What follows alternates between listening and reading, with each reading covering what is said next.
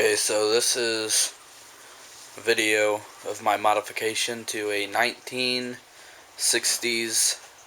16-foot V-hull alumicraft boat. I picked it up from my cousin. He gave it to me for free. Just never used it, and so I took it and modifying it, turn it into a bass boat. And over the winter I can duck hound out of it too.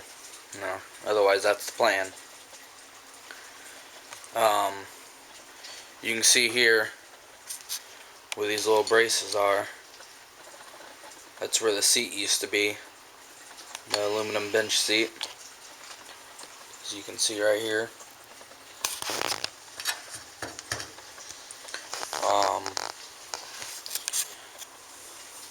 See, that's where the seat is right now, and then there's another little seat underneath here.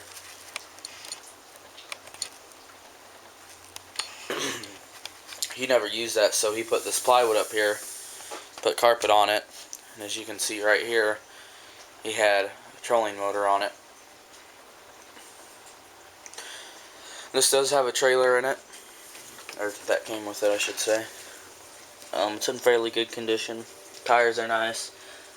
It has a jack on it, which I like, and a spare tire on the side. I'm just going to take it and spray paint it black. I don't really care for the white. But what I did was, me and my dad ripped out the two bench seats. The other one was right about here, so it ran from here all the way to over there, so it covered it right about here. We ripped those two out, and then we bought some aluminum angle. You can see it right there on both sides. And well, first off, we flipped it over. It needed some new rivets, so you can see where we put new rivets at.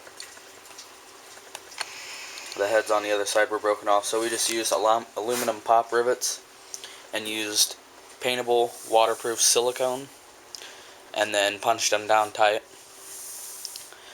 But like I was saying, we put that aluminum angle down.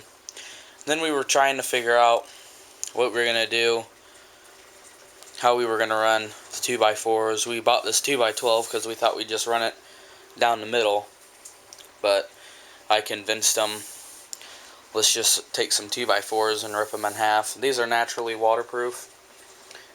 We probably still will soak everything with a waterproofing seal.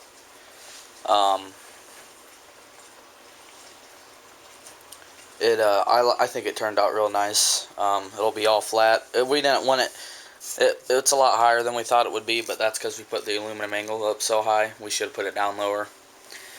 The 2x12, that's where one of our seats is going to go. It gives us awesome support. We put these little legs in, and every so feet, I need to cut a piece of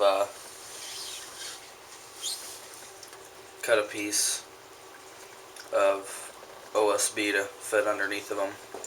That way, now they're not right, and I'll probably have to cut them off a little bit with a jigsaw or a sawzall. If you can see this underneath, that's where the two boards meet. I don't know if you saw that or not, but then these there's nothing really tying them into here. We're going to have 2x4 flip it over and run it up underneath here, and this will be a raised deck, and I'll have my seat, storage, battery, trolling motor mount. Then back here will be a raised deck also, as you can see right here. This one's not in yet. We have to run and get some more 2x4s, and we'll rip them in half. We might just get 2x2s, but I don't know if they make them in the type of wood that we're getting. Probably not. It's probably just pine. All the joints have deck screws in them and liquid nails. These are for storage. We'll just cut them down flat, flush, and you actually Well, they're kind of glued in there now. That's not good, but it'll be alright. Yeah, you can still get them out. It just takes, I'd have to use 2 hands. That one's going to be storage, just going to be a live well, and that'll be storage up here. Let me see if I can take this one out.